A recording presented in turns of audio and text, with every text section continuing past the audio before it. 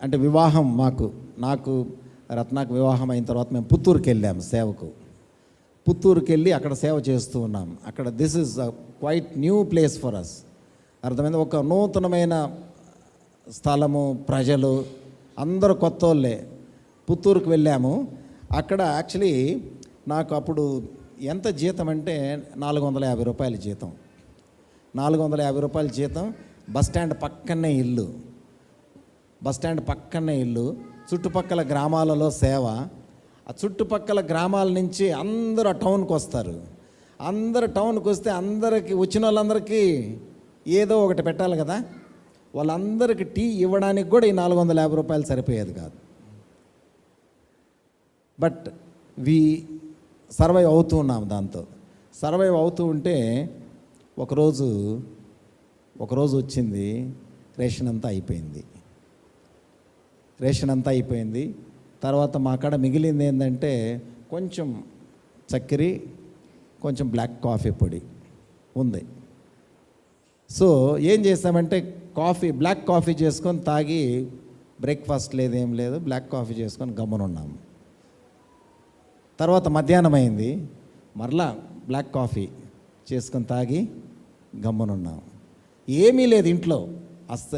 ఏ విధంగా విధవరాలు ఎలీషా దగ్గర చెప్పుకున్నది ఆ పరిస్థితిలో ఉన్నాం. అప్పుడు ఏమీ లేదు. అయితే నేనేం చెప్తున్నానంటే, అప్పుడు పాస్టర్ అమ్మ, డాక్టర్ అమ్మ వాళ్ళు అప్పుడు ఆమెకేం చెప్పానంటే, డోంట్ వరీ, నేను చర్చ్ ట్రెజరర్ దగ్గరికి వెళ్ళి కొంచెం డబ్బులు తీసుకొస్తానులే, భోజనం ఏమన్నా హోటల్లో తెస్తాను, తిందామని అనుకున్నా. బట్ ఎందుకో నాకు ట్రెజరర్ దగ్గరికి వెళ్ళాలా అన్న ఇది మనసు రాలా, బయటికి పోలా నేను. అంటే నా జీవితంలో, నా సేవ జీవితంలో నేను నేర్చుకున్నది ఏంటంటే, ఏమైనా నాకు అవసరతలు ఉన్నప్పుడు దేవునితోనే పోరాడతాను నేను. అది 10 రూపాయలే కానీ, అది 100 రూపాయలే కానీ, 1000 రూపాయలే కానీ, దేవునితోనే పోరాడడం నేను నేర్చుకున్నా. అప్పుడు నేను బయటికి పోయి నాకు ఇష్టమేలే, మధ్యాహ్నం భోజనం లేదు, పొద్దున్న బ్రేక్ఫాస్ట్ లేదు, మధ్యాహ్నం భోజనం లేదు.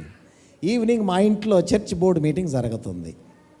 చర్చ్ బోర్డు మీటింగ్ జరుగుతుంటే సెక్రటరీ, ట్రెజరరు, పెద్దలు అందరూ వచ్చారు. నేను అప్పుడు పాస్టర్ అమ్మకి చెప్పాను, అందరూ వస్తారు కదా, అప్పుడు డబ్బులు తీసుకుంటానులే వాళ్ళ దగ్గరని.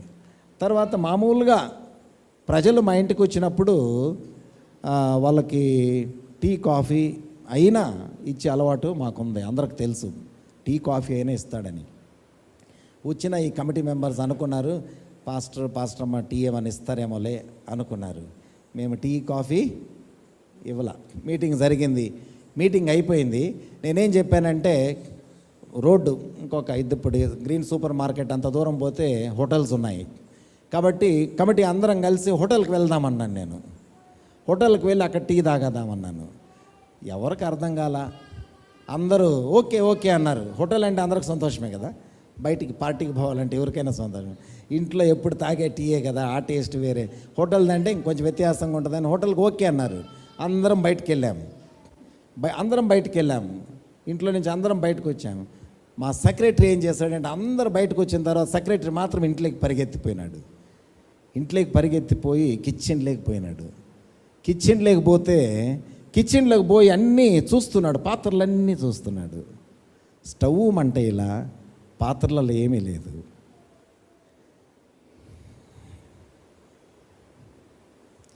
ఆయన అన్నాడు అప్పుడు, మీరెందుకు మాకు చెప్పలేదన్నాడు.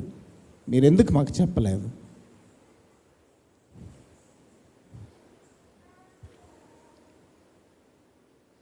అంటే అప్పుడు ఆ సెక్రటరీ ఏం చేశాడంటే, వాళ్ళ ఇల్లు ఒక 3 కిలోమీటర్లు సైకిల్లో పోవాలి. ఆయన 3 కిలోమీటర్లు ఆయన సైకిల్లో పోయి, అక్కడి నుంచి ఆయన 3 రాగి ముద్దలు తీసుకొని,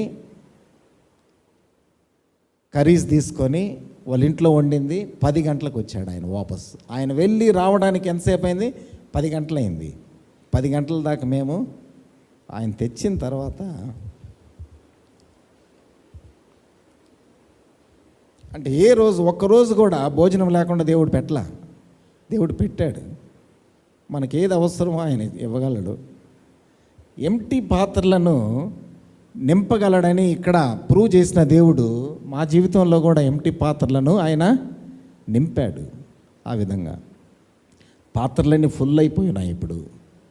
ఇప్పుడు పాత్రలు లేవు నూనె పోయడానికి. అర్థమైంది కదా? నూనె పోయాలన్న పాత్రలు లేవు, నూనె ఆగిపోయింది. ఇప్పుడు పాత్రలుంటే పోయగలడు దేవుడు.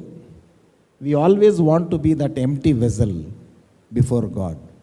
ఈ ఎంప్టీ వెజల్తో మనం ఉన్నప్పుడు దేవుడు నింపగలడు. మన జీవితాలలో, మీ జీవితాలలో కూడా ఒక ఖాళీ పాత్రగా మీరు ఉండగలిగితే దేవుడు మన పాత్రలను నింపగలడని నేను మీకు హెచ్చరిక చేస్తుంటాను. అందరం తలలోంచి ప్రార్థన చేసుకుందాం.